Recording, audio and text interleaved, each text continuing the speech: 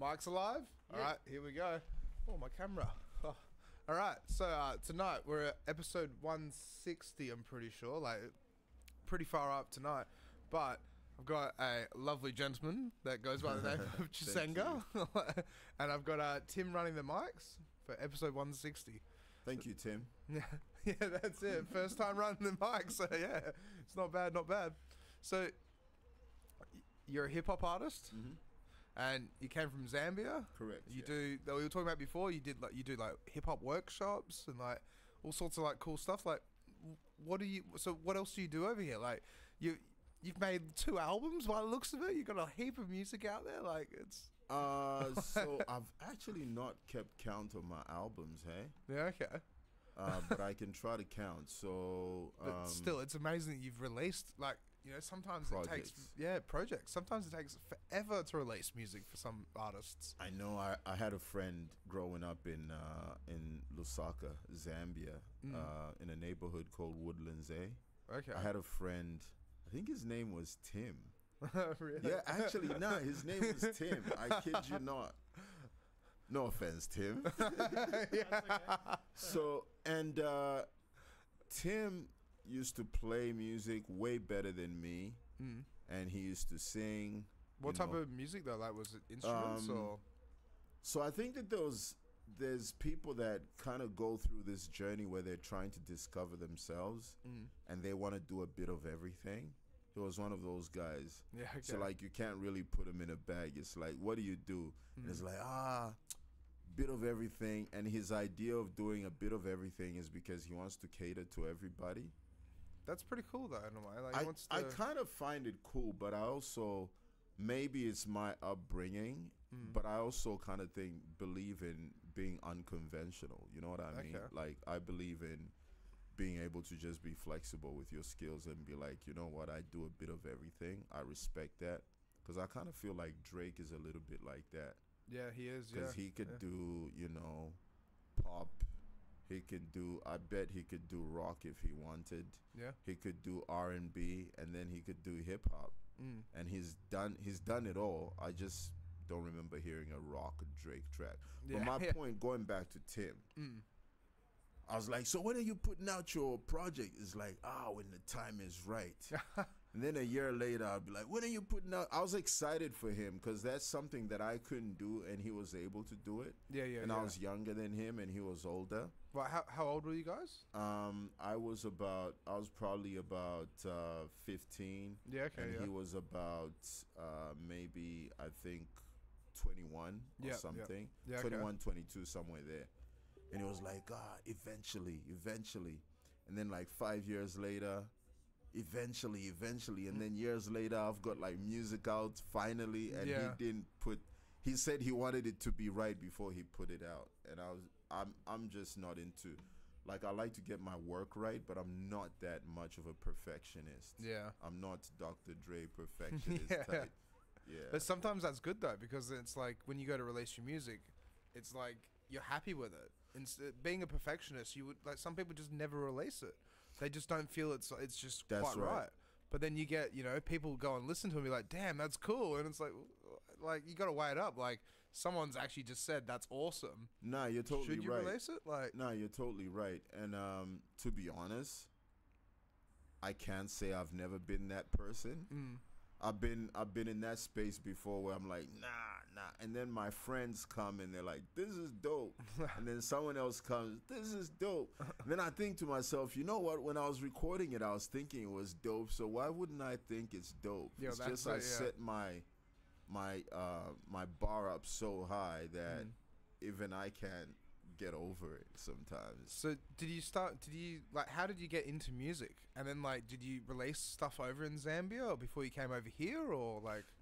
So my musical journey actually started in Zambia. I went to a nursery. I went to a nursery school. Nursery school, okay. Yeah. Nursery Turned school. into a baby just as soon as I try to say nursery, right? That's fair. Yeah. Anyway, so what was the capital called as well? Just quickly. So Lusaka. Lusaka. Tim's looking stuff up on the maps. Yeah. So I went to a nursery school called Baba's Day Nursery School in a place called Northmead. Okay. And what I loved most was nursery rhymes. Every time we did nursery rhymes, I was just so into it. I wasn't big on counting and things like that, basically mathematics, because it starts with counting 1, 2, 3. It wasn't really fun to me because they'll give us these things where you count them, and I just found that boring. But I found that I was more stimulated, mentally stimulated by nursery rhymes because of the wordplay. I've always loved wordplay, and I was just like, yeah, this is exactly what I really love about nursery school. I couldn't wait. And that's the only thing that I remember. I mean, I remember that every summer I'd get a nosebleed, and I'd have to get my head washed outside by the tap. The teacher would take me by the tap and like put water over my head to cool me off, because the heat does that to some people. Really? Yes. How hot does it get over there? I can't tell you how, because things have changed, but I can't tell you how hot it was. Yeah. But bear in mind, my threshold was smaller because I was just a little kid. Yeah, exactly. You know what I mean? Yeah, still growing up. Yeah, exactly.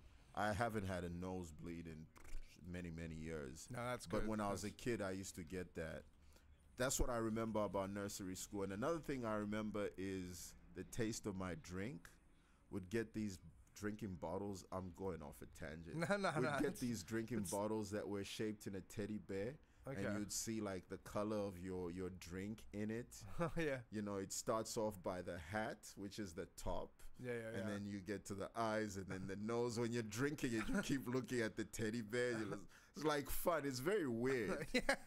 But anyway, but what I remember the most is the size of the class. I still remember that clearly. I can't remember all the other people that were in there, but I remember that I loved nursery rhymes, just singing nursery rhymes and reciting them. And then one day, and now we get to my music. So one day, I was raised by a single mother for a long period of time until I was about, I think I was about 10. Yeah, okay. And during that time, I was 10 years old, and there's something called what we used to call 5 o'clock. Okay. It's like how kids over here have, like, if you say it in Zambia, no one's gonna understand what crunch and sip is. Do you know what crunch and sip is? No. See, yeah. Do you have kids? No, Okay, no kids. yeah, that's fine. That's so crunch and sip. Okay. So crunch and sip is like this little snack that kids have. You know, it could be like apple, a drink, and like snap. It's a snack. I don't know why they call it crunch and sip in Australia, but that's what it's called. So when my child says crunch and sip, I know what that is. So we had in Zambia, I don't know if they still use it, but when I was growing up, we had something called 5 o'clock. Yeah. So every time it's 5 o'clock, you know, you gotta have your tea, maybe with your bun or your scone or with, you know, something. Just like your lunch. Like a little snack before dinner. Yeah. So you have your big play, and then you go. You mostly, in order for mom to get me to take a bath and get out of the streets, because back home we just used to hang out in the streets. Not like here, you don't really see kids in the streets. We just used to go haywire. You're just out in the streets, just hanging out. And of course, this is when you're not at school. And then when you finish, when she wants to get you home, you come for 5 o'clock because you want to have that. Yeah, you want food. But you jump in the bath before that. Okay, to clean up. Clean up, and then you're like, you know, really excited to have it. So you have your 5 o'clock snack. And one day, I was waiting for my mom to make me food. I just had a shower. I just had a bath actually, because I remember the house didn't have a shower. Yeah. I lived in a place called Villa. It's one of the places that's very like. Basically, almost like Mount Lowley's too far from Perth City. Can we try and find that? Villa in Lusaka. Yeah. Villa in Lusaka? Yeah, so I grew up in a place called Villa in Lusaka, and I know the house. The house is still there. It hasn't changed much. The house that I grew up in. Really? And I was in the kitchen waiting for my mom to make me some food, and then the radio was on. Look up Zambia, though, as well. The radio was on, And look up Villa Zambia. Lusaka, Zambia. So it's Villa Lusaka, Zambia. How do you spell Lusaka? Oh, Lusaka. I put Musaka. Yeah, there you go. I'll pull it up. Not villas, Villa. Villa.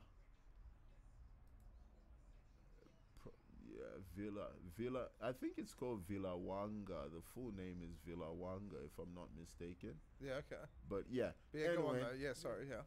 Anyway, my mom was making food and the radio was on, and we just had this new radio station called start, and it was called Radio Mulungushi. Okay. Can we try and pull that up as well? How do you spell that? Mulungushi. MULU. Yeah, there it is. Yeah, wait. Yeah, Yeah, Radio Mulungushi. There it is. There's like town campus. Yeah. Oh, the top one. Yep. Mulungushi. Well, so yeah, that's a university, but they probably had the radio station. Radio Mulungushi. So Radio Mulungushi doesn't exist anymore because that changed its name to Radio 4. Okay. But when it started, it was called Radio Mulungushi. Yeah, yeah. And then when when the radio was on, a song came on. So you know how it is, like you caught unawares. I was like standing there, and then suddenly I heard this joint playing, and it just caught my attention because the person's like rhyming, and I'm thinking, this kind of sounds like nursery rhymes, and it's like on a heavy beat. And it's a funky, like with the synths, it just sounds dope. And it's like yeah,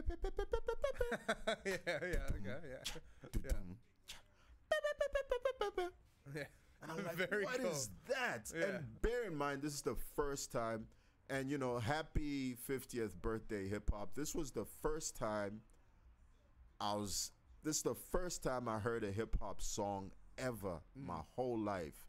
And I'm like, what is that? And then I turned the volume up.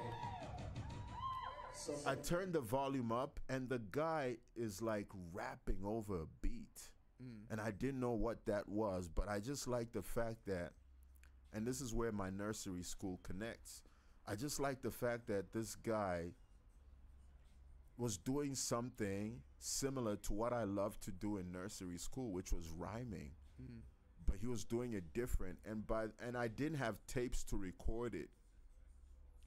So, and the crazy thing is, when I realized what was going on, the song was towards the end. Yeah. Because I'm processing, like processing everything.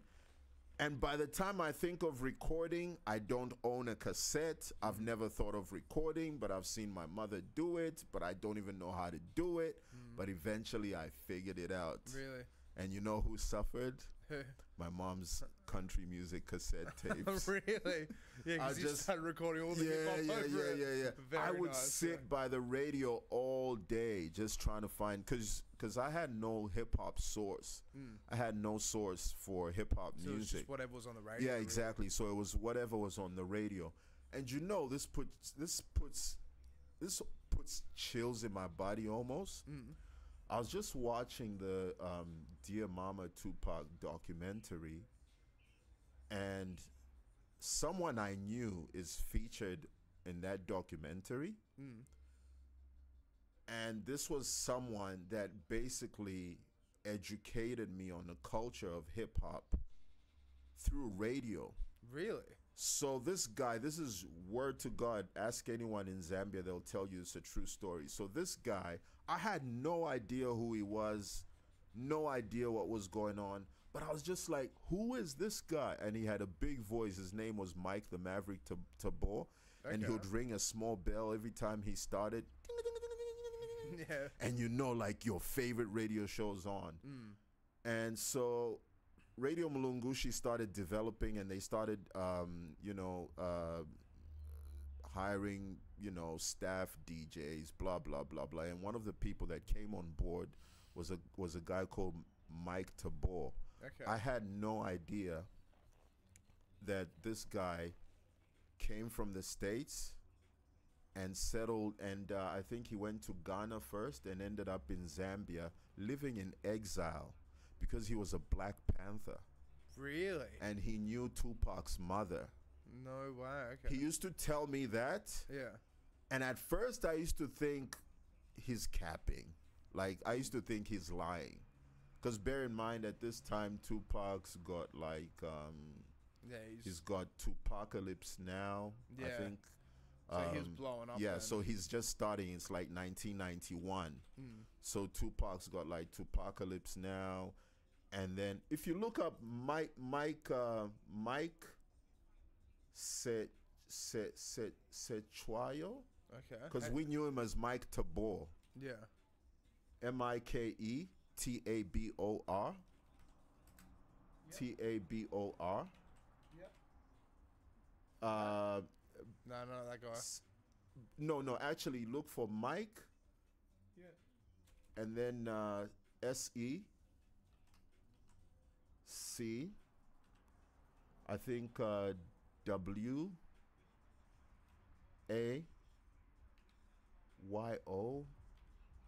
And just put maybe, search for that. Let's see what we come up see if with. that pops up. Can't remember how to spell his actual. Maybe no. Was he like a rapper or something? Or? No, radio DJ. Oh, radio but if DJ. Yeah. But if you put Mike Tabor, Tabor. Mike Tabor, Tabor. But yeah. So anyway, he told me that he knew, there's his picture. There's his far face, right. No, below. That's him. Yeah. That's him next to Tupac's mother on the left, and that's him on the far right. Wow. There. Yes, no way. So you knew. Looks, but yeah, Yeah. I had that. Yeah. Okay. There it is. That's him. Oh. Yeah. Bro, check this out. This guy, I had no idea who he was, but he used to play hip hop. He used to play like if Kool G Rap had a new record, he would be playing it on radio. And the first Kool G Rap record that I ever heard was a song called "It's a Demo" by Kool G Rap. I was such a big fan of that. But coming back to Mike Tabor, he started playing hip hop on the radio, on Radio Mulungushi, and I was like, oh, thank God, finally someone that's actually playing hip hop. Yeah, I'm a big fan of this genre of music. Excuse me. But bear in mind, the music that I got off radio did not contain explicit lyrics. That's it, yeah. Mike was able to get the vinyl somehow, some way, and back then we had no internet. So if you're going to wait for a record, you're going to wait for somebody to send you cassettes from overseas, somebody to send you vinyl from overseas, or you have a satellite dish and you have access to that. And I didn't have any of that. All I had was radio. And he started playing more hip hop on radio, and I was just like, I started taking my mom's cassette tapes, just re-recording, ripping off the labels, and really just scrubbing so she wouldn't know. But I bet she knew. Yeah, of course. I don't know what I did with the labels, but I don't think I was very good at hiding stuff. That's how you fell in love with the hip hop then. That's how I fell in love with hip hop, and that's how I started. That's when I decided, you know what, this is actually what I want to do. And I still remember sitting by the bedroom window with a bedroom full of just paper on the floor, just paper. Yeah. Because I'd write, scrap it. Really? Just write lyrics and whatever came to Writing lyrics and just, judging myself and just being like, oh, that's nice. I just saw that. Pink Floyd, Dark Side That's of the Moon. my favorite rock album, man. Pink Floyd, yeah. Dark Side of the Moon. Yeah. Yeah, man. So that's how my love for hip hop started. And then one day, so about a year later after that kitchen incident. Kitchen incident, yeah. No, not incident. Kitchen encounter with hip hop. Okay. My mom got married to my stepdad. My stepdad, may God rest his soul, Mr. Colin Charles Gander. He was born in Zambia. His father was a pilot in the Second World War. Yeah, okay.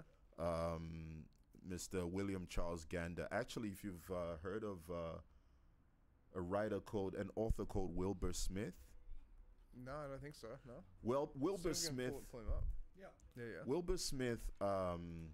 Wilbur Smith spent a lot of time in Africa, and he was British. Was a British author. I don't know if he's still alive. Scroll down a little bit. Yeah. No, he was actually was a Northern Rhodesian-born British South African novelist. There you go. Yeah, okay. He actually dedicated a book to my grandfather, my stepfather's father. So my stepfather's father was a pilot in the Second World War, a British pilot who was born in Vietnam, but ended up in Zambia somehow after his service in the British Army. And then he married my grandmother and gave one of the children that he birthed with my Zambian grandmother was my stepfather who raised me, Mr. Colin Charles Gander. So what was I going to? So then it was like the kitchen. So one day, my mom's married to this man now. This man's also got his, side of the family, people he's known for years. And when you get very close, we in Zambia, I don't know what it's like here, but in Zambia, if you're very close, you become cousins. You just call each other cousins. So my dad introduced me to a family called the Zebrons. Okay. Yeah. Walter Zebron was the son to my dad's close friend.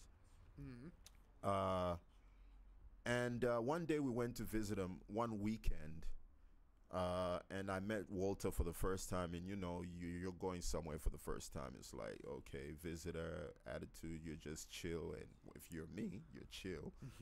I don't know about other kids. But I was chill and just, in my own little corner, not, because I don't know anybody, and all the big people are doing big people stuff, having big people conversations.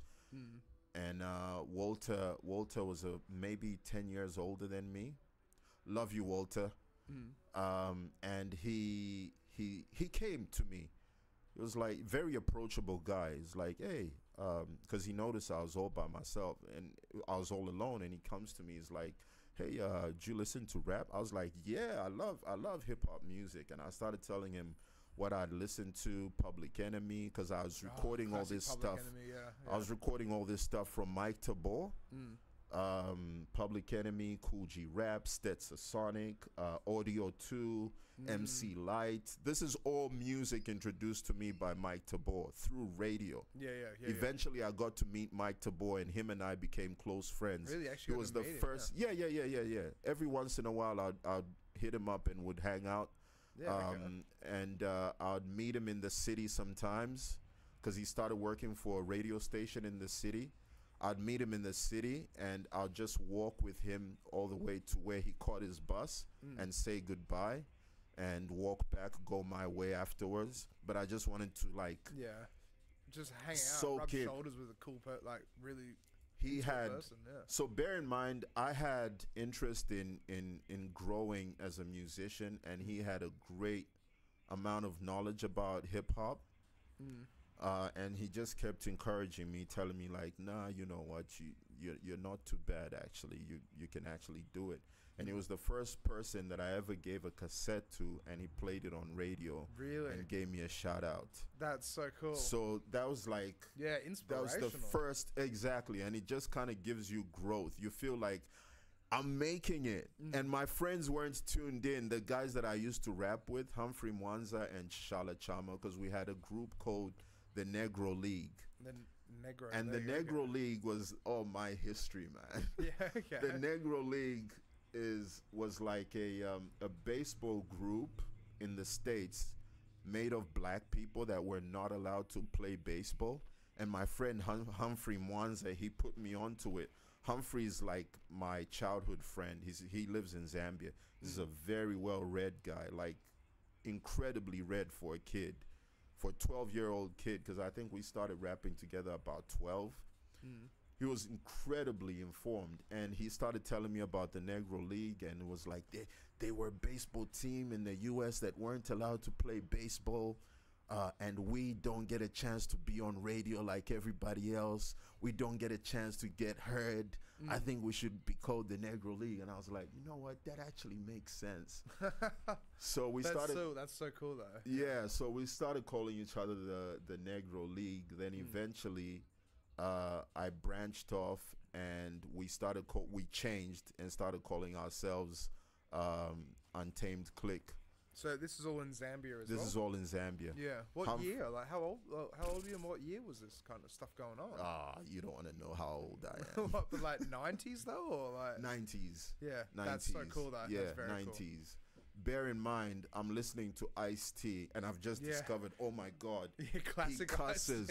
He cusses in his records. I can't play this when my parents are around. You know what I mean? Yeah. And then like I discover, and I actually didn't like NWA Straight Outta Compton album. Yeah, really. Yeah, it's very harsh and full on, isn't it? Like it is. It's cool, but it's and I just kind of harsh, felt like I personally felt like the cuss words.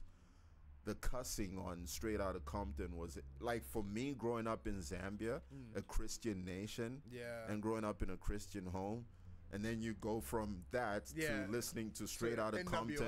It's like from one extreme to the other. You know, it's like the yin and the yang, totally opposite. Yeah, exact opposites. It was a bit extreme for me, and I the fact that I really couldn't play a lot of it in front of my parents just made it difficult for me to get into it. But then they released what they call a file for zagging, EFIL, and then the number 4, ZAGGIN. That's niggas for life spelled backwards. Really? Yeah. You found it. LE for Zach. See that? That's bro, crazy. Like, you know what's so crazy though? What? When you get to know me, you'll find that I'm almost like a hip-hop historian, too. Really? Yeah, I have so much knowledge about awesome, hip-hop. Though. That's really good, though. Like, because it's, like, people forget about that these days. Like, exactly. You've got all these kids that just listen to Triple X Tendacon, or however you say his name is, or Tekashi 6ix9ine, stuff like that. But that's... Extentation. Yeah. Extentation. Yeah, expectation. Yeah. But with that though, it's not like classic hip hop. It's not correct. It's not like Mobb Deep or Wu-Tang Clan or anything like that. Like classic old school. Even Public Enemy, like correct. Public Enemy's from 1989. Like, do you know? I didn't totally understand the politics that they were talking about. Yeah, until later, because I was too young to understand what was going on. Yeah, like I didn't really understand what they were talking about until I got older. Until they released what was that? Shut 'em down. Shut 'em down. Yeah. Shut 'em down. Yeah, okay. Shut 'em down. I don't think I've heard that one. Shut 'em down. Public Enemy, Shut 'em down. Yeah, you find that Public Enemy, Shut 'em down. There it is. Yeah. Okay. Yeah. And I think that's the one where they have like a woman on a field or something. Yeah, man. So that was kind of like a little bit. So Walter, coming back to Walter Zebron, he picked me up from, I remember I was on the patio outside just chilling on my own, and we started talking hip hop. He's like, you listen to hip hop? I was like, yeah. Then he took me to his room where he had a little stereo, double deck. And I was like, man, I wish I had one like that. Yeah, back in the day. I had one, but mine had gone through, so much damage, bro. What name was it and what brand was it? Let's see if we can pull one up. I think mine was a Sharp. Like Casio deck? Sharp radio, double deck radio. Cassette. Radio cassette. Yeah, Sharp radio cassette. So he took... not Walkman. Look up double deck. Double deck? Yeah, double deck. Yeah, there you go. Something like this? No, that's too big. Okay. Go images and see if we can find one. If you go to images, I promise you, I'll show you one. Yeah. So you see the one on the You see? Yeah. There we go. This one? Mine was the red one. The red one? Yeah, and Walter had the black one. That's so cool. Okay. That's classic. Look at that thing. Yeah, Little bro. boombox. Yeah. But with mine, it had like some problems with recording. You know, eventually, like, it just gets, it gets bugged. So, like, it didn't work. Yeah. Anyway, so he took me to his room, popped in a freaking Big Daddy Kane cassette, and it was an album Daddy code. Kane. Let's see if you can find Big Daddy Kane. It was an album code. It's a Big Daddy thing. Yeah, okay. And I think the album cover was bluish. Big Daddy Kane. Big Daddy thing, did you say? Yeah, Big Daddy thing. It's a Big Daddy thing. There it is. Yeah. Yeah, see the cover, bluish cover. Yeah, so he introduced me to that and he started playing it. And remember what I said about the nursery rhymes? Big Daddy Kane had like this crazy wordplay. And a lot of kids just didn't get it. Like his clever wordplay, his similes, you know. You just a butter knife. I'm a machete, you know. You know, and he's talking about ain't no half stepping, just like what. And I really then got into Big Daddy Kane, and then Big Daddy Kane was where I started learning how to use metaphors, similes, tongue twisting as well, because he used to do tongue twisting. Yeah, okay. And I was just like, how is he rapping so fast? Like he just changed speed. And ever since I learned how to rap like that, I never fail to do it. Even now, I was just recording a track the day before yesterday, and where I was tongue twisting, and when I was listening to it, I still remembered, like, man, I've been doing this since like I first heard Big Daddy Kane. That's so cool, though. You know what I mean? And then I got into Big Daddy Kane, and then one day, I can't remember who it was, but somebody gave me a cassette of so a friend of mine actually friend of mine first showed me NWA, Straight Outta Compton, my late friend Swetche, and it was just too hard and just so much cussing. I couldn't really get into it, but he found it funny, and I remember going to his place, and that's what he would always play. I liked some of the music. Like, I remember I liked Express Yourself. It was one of my favorite songs. Express Yourself is great. By NWA. And I just couldn't get into it so much. But then, in 1991, they released something called A File for Zagging. Yeah.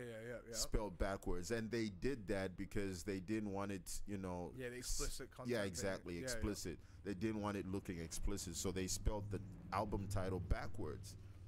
And I really got, the first song I ever saw was something called Always Into Something by NWA.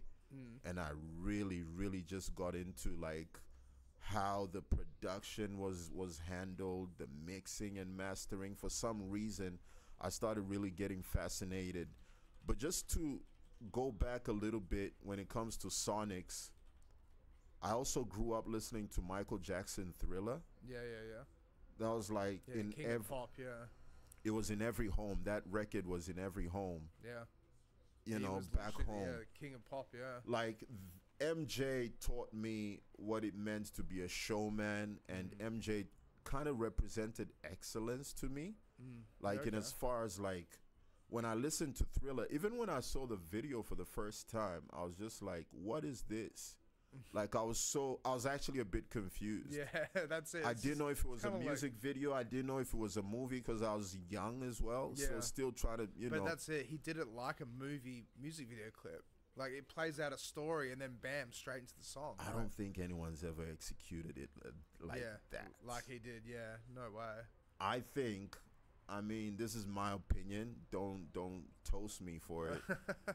I think that's the greatest music video ever made. Yeah. Because if you look at, you know, artists from Destiny's Child, from African artists, we've got, you know, they've all copied some moves from Thriller. Like it's pop culture, you know, it's very synonymous to pop culture. But that's it, yeah. 'Cause, yeah, he's king of pop. That's the thing about it. Like, exactly. He's just, he's pioneered his way to the top, and he knew how to do it. Correct. And it just came. Everything he released was just amazing. Honestly. Yeah, it was really good.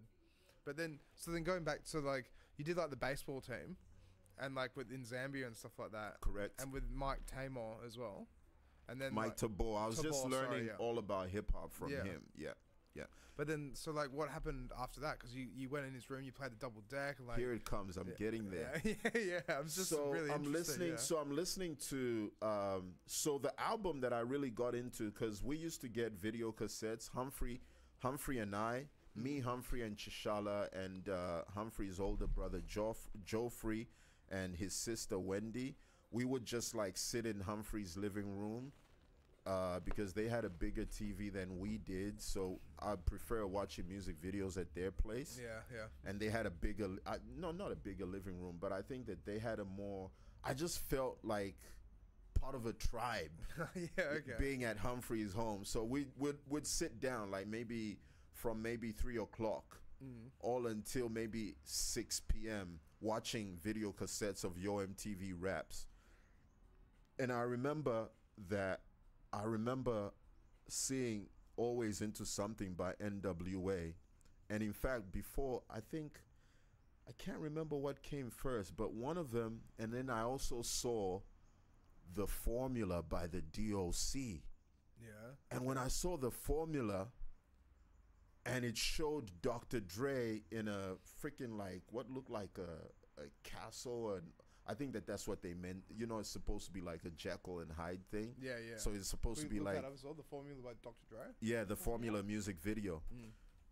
And all I remember is seeing Dr. Dre in this room, like he's operating on somebody. And bear in mind, I'm a young African kid watching Dr. Dre on TV. And I swear, dude, Alex, Tim, I believed Dr. Dre had created a rapper on that operation table. You know what I mean? Yeah, so this is the intro of The Formula. And what's happening here is around about this time, there was popular rappers. And what they were doing here is popular rappers and pop acts. This is like New Kids on the Block, but the rap version. And then Dre falls asleep listening to them because they're so boring. And then this is an MC Hammer imitation because everybody was dissing Hammer. And then what he's saying there is, I'm MC Mallet. And he's got like MC Mallet, Hammer, Mallet. So it's like, I'm MC Mallet. Yeah. And then you go, Mallet, Mallet. You remember the Hammer. Anyway, they were dissing MC Hammer. He was from Oakland, California, and there it is. See, that's The Formula. And what I understood when I saw this music video was, oh my God, Dr. Dre's just created a rapper. This guy is so amazing. And that's how I was like, if this guy can create a rapper this good, I really need to get into his stuff. Like, I really need to listen to a little more Dr. Dre. And then I had also just discovered Always Into Something by NWA, the music video. Yeah. And then I got the album, A File for Zagging, and I was just like really into the album. And that's probably why when I discovered Dark Side of the Moon by Pink Floyd, part of the reason why I like the album is because it's number one, flawless, like literally. Yeah. And it flows from one song to the next without breaks. That's it, yeah. And I loved that style of sequencing an album.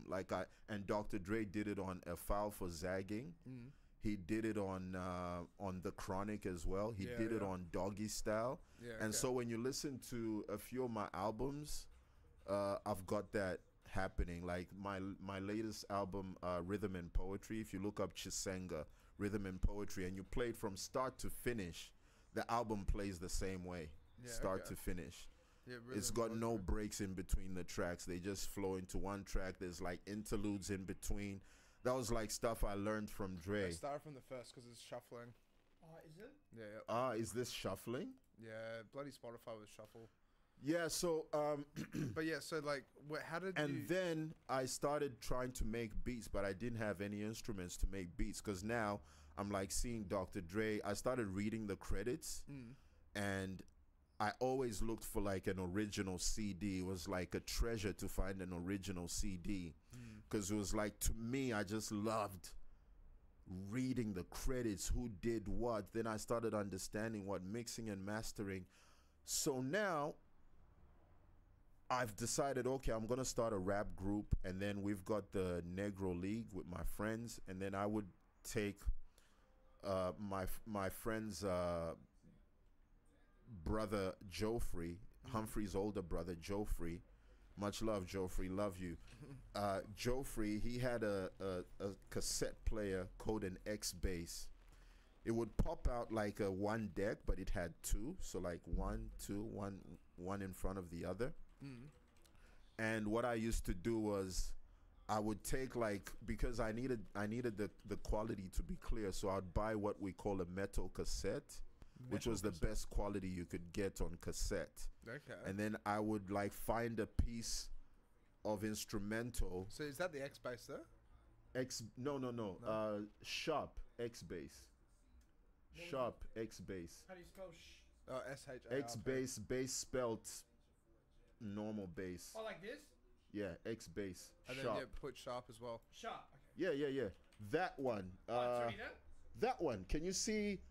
Okay, so there's the yellow one, then Yeah. the next, then the third. This one? That's the one Joffrey had. Yeah. Okay. Yeah. And I still have one of these, by the way. That's classic. Look at that. Yeah. So it's got one deck, but it's actually a double play cassette player. Yeah.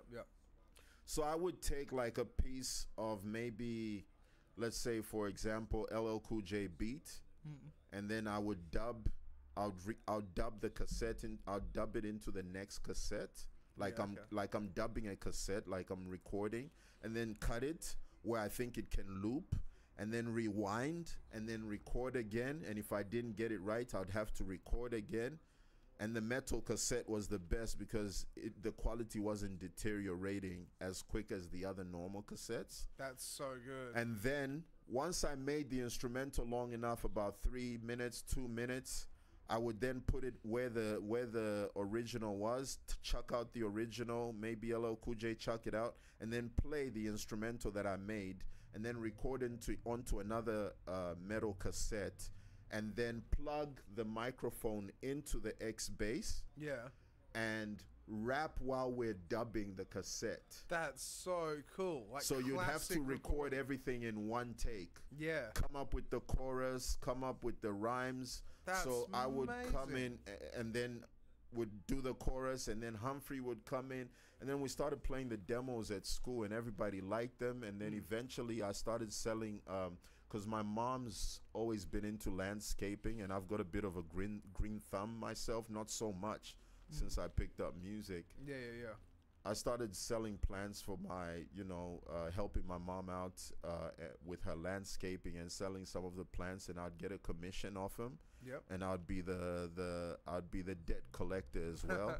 Yeah. And my mom would let me have some of the money, and I went to a studio in a place called Kabulonga in Zambia. Studio, try and find Kablonga if you can. Multimedia Studios, Lusaka. Multimedia Studios, Lusaka. Yeah, correct. That's where I recorded my first professional recording, and I heard myself professionally.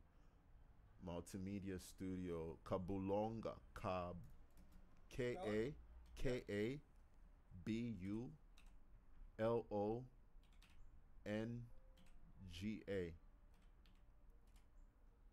So we've only got about 11 minutes left. Really? Yeah, that's it. But you're definitely coming back on for part 2 though, because we've just started this journey. Oh That's the thing. gosh. That's why I'll say my history, man. Like you've I'm made really me interested. go back. No, I'm loving this. Like really, really go back. Yeah. So honestly, I'm really loving this. I recorded my first professional demo at a place called Multimedia Studios. And it was just an amazing experience. Then I hooked up with some guys called Small Tribe, and all together we formed a team called Untamed Click. Untamed Click. Yeah, and we Did started. you ever release any of this music at all? Like, not professionally, but I've got the demos. oh, that's so cool. My friend Katele Kalumba Jr. He calls himself K Fresh.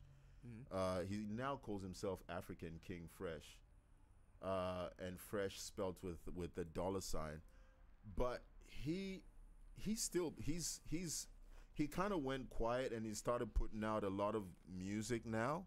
Like, he's been recording in a crazy way. Like, his workflow's just consistently putting out music. So yeah, and then afterwards, I created a team called Diamond Chain Music. But with Untamed Click, it was myself, Easy One, Willie B, Nice Nick. Did I forget anyone? K Fresh, of course. Ground Zero, Negus, and I was called MC Delta, and then I turned MC into Delta. yeah.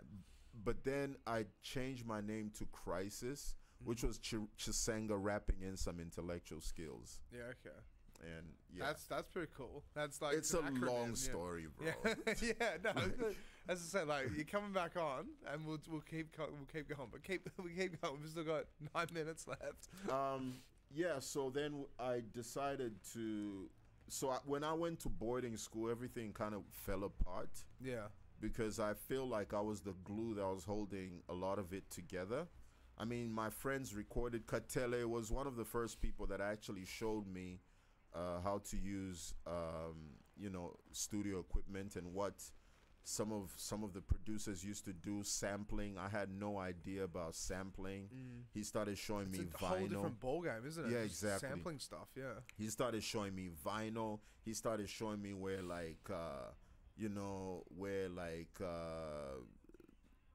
a track, let's say by Dr. Dre, High Powered, came from. It's a Led Zeppelin sample. That's cool. Yeah. It's a Led Zeppelin sample, and I didn't know that, and that's when I started to learn more about making beats. Then Katele lent me his drum machine. I think it was Katele that lent me he lent me his drum machine. But in fact, him and I had to go pick up his drum machine before he gave it to me. I was like, "Can I borrow it?" Then he was like, "A guy called what's his name? Kelvin Sampa and Alan Mwale, they MC Suicide and Kelvin Sampa. These guys used to have a TV show where they would show people how to make beats, and this is like, that's pretty cool though. Yeah, TV show that had actually and we went to a variety show and found these guys performing, doing a show, and I met Katele there, K Fresh. I met him there, and I'm like, "Whoa, did you see those guys?" And Katele was like, "Yeah, that's my drum machine that they're using." Oh, that's sick. Yeah. And they were supposed to return it sometime back, but they haven't returned it. Yeah. I was like, "Oh, I saw them on TV with it." He was like, "Yeah, that's mine." That's so cool. Anyway, Katele and I became good friends, and then eventually he lent me the drum machine, and I started to learn how to drum sequence. Fast forward years later, I started a team called Diamond Chain, because the best diamonds come from Africa, and then the chain just represents linking with different people, like how Infrared Podcast has linked with me. Yeah, so that's the whole chain gang. Yeah, so now you're part of the chain. Don't be the weakest link. Yeah, I'll try not to be.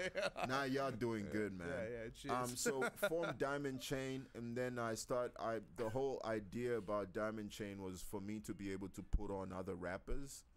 And in 2005, after being heard on the radio, a guy called Chisha Folotia, who owned a record label, because Zambian music had taken a deep slump and totally died. Really? Yeah, because like the From economy, what, just the economy. So the economy just went. Yeah, there was no time for luxuries.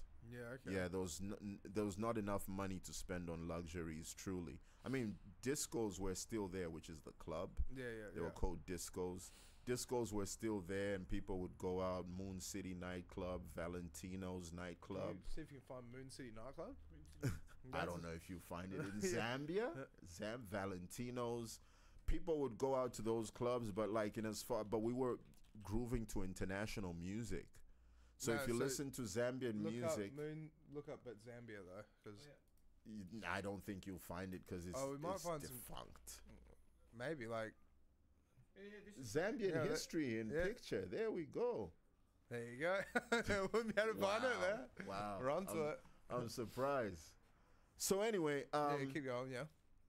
Just go through those photos though. Oh, yeah. Zambian music had taken a big slump. And it just, a lot wasn't happening in as far as Zambian music. So eventually I got a call from this guy called Chisha Folotia, who heard me because I was making radio jingles for a radio DJ called Mo Funky, who now runs a radio station in Zambia called QFM. And Mo Funky asked me to make him radio drops. So I'd like rap over like a crisscross instrumental. You really? Mm-hmm. And that's cool. and talk about his radio show and ask people to tune in. So a guy called Chisha Folotia heard me on the radio and he gave me a call. And in fact, because my parents' phone was dead, because we used to have a phone and then the phone died, we got disconnected because we ran up the bill, and I was partly responsible for that. Yeah, you know, yeah, of course. Talking to girls for like 2 hours, because you believe that's how you show her you love her, and she just doesn't want to talk to you because you've spoken her ear off. Anyway, he called my neighbor somehow. I don't know how he got that number. I think through Mo Funky or something. He called my neighbor. I ran to my neighbors, and I got there. I remember Yolantha, who lived right across from me on Msuzi Road in Woodlands. She came to call me. She was like, "Chisenga, phone." So I went to my neighbor's house, picked up the phone, and it was this like pretty well-accomplished businessman, Chisha Folotia, still running great businesses. He's into farming now, still loves his music. And he called me, he said, "Look, I'm putting together this thing called Mondo Music. I was wondering if you could recommend some people, because I love what you're doing and I'd love to work with you." So I recommended a guy called Mainza. Mainza recommended a guy called Joe Chivangu, and then we started working in a studio, and we basically helped revamp Zambian music. And I wouldn't say that's very cool. I wouldn't say that Mondo Music takes all the credit, because at that time there were other people doing it that were inspiring us as well. Cypher music, and there was movie TV recordings as well, from what I remember. We basically put out a compilation called the Rhythm Nation Volume 1, compilation Volume 1. The funny thing is, maybe I should put out Volume 2. That's an idea. I know someone's going to steal this in Zambia now. When they see this, they're like, "See, we need to put out a Volume 2 now." So I was part of that. Then we staged a big concert, and the response was amazing. And there was a raga artist, although a lot of people in Zambia like to refer to him as a rapper. I just want to clarify for the 100th time, Daddy Zemas was not a rapper. He was a raga artist. And he basically, I remember him once upon a time telling me, "Oh, I used to call myself Crisis at that time, Chisenga, rapping in some intellectual skills. It's like, you're my favorite rapper, man, and you're the only person I want to rap on this album. You're the only rapper I'm going to put on this album."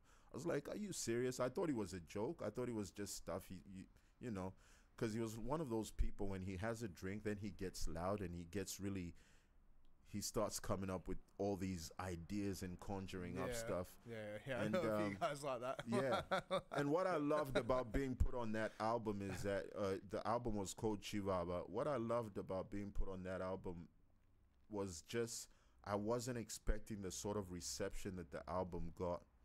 And after we did the Rhythm Nation project, I got dropped by the label because I was rapping in English. And there wasn't a big market for that sort of stuff. I wasn't rapping in the local language, and there wasn't a big market for that. So the label dropped me, and I started just hustling on the streets. Started selling secondhand CDs and vinyls in a market called Soweto Market in Lusaka, Zambia. And then I met a street hustler by the name of Nick. And when I say street hustler, it's not like some guy living on the streets. It's like just some guy living off the streets, as in making money using all the resources, all the connects in the streets. You wake up in the morning, go into the city, build connects. I'd look for vinyl. Yeah, that's it. You'll find Crisis on that compilation.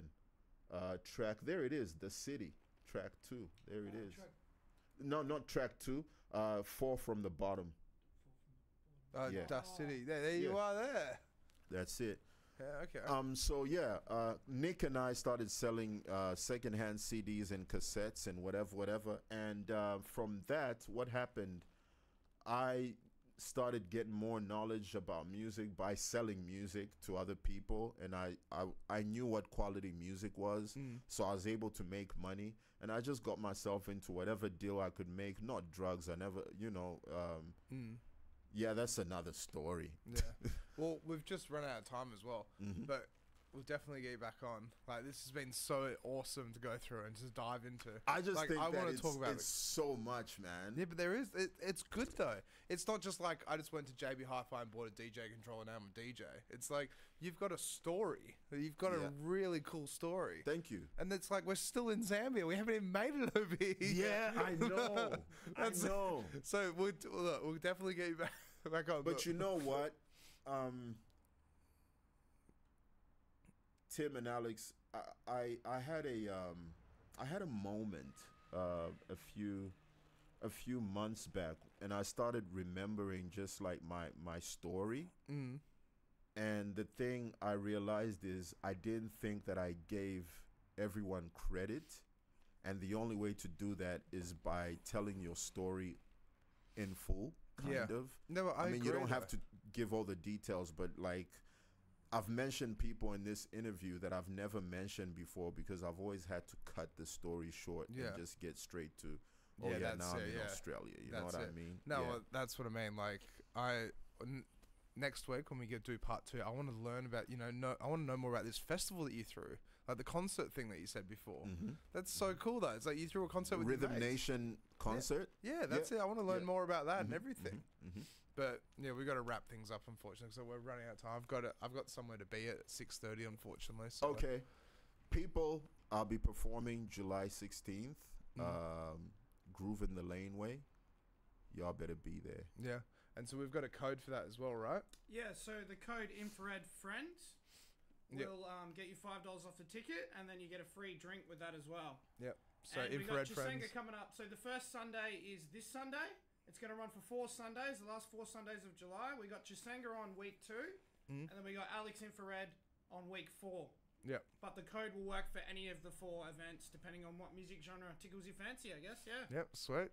So what's the code again? Infrared? Yeah, Infrared Friends. Infrared Friends. Infrared Friends. I'll actually make a post for it as well and share it in the whole lot. Yeah. But thank you so much for coming on. Nah, it's, you know what? Like, it's so just cool. It just actually feels like I've just taken a trip down memory lane. I probably needed that. Because it's the first time I'm talking about this stuff in a long while, and it's just like, for some reason, I feel like my memory is like crazy. All right. But anyway, let's wrap this up. So, See you later. Yeah, we will see you guys Much next love. week, all right? Much love. All Peace. right. Thanks for tuning Part in. 2 it's coming all good. soon. Yeah, that's it. All right. Did he end it? Sorry.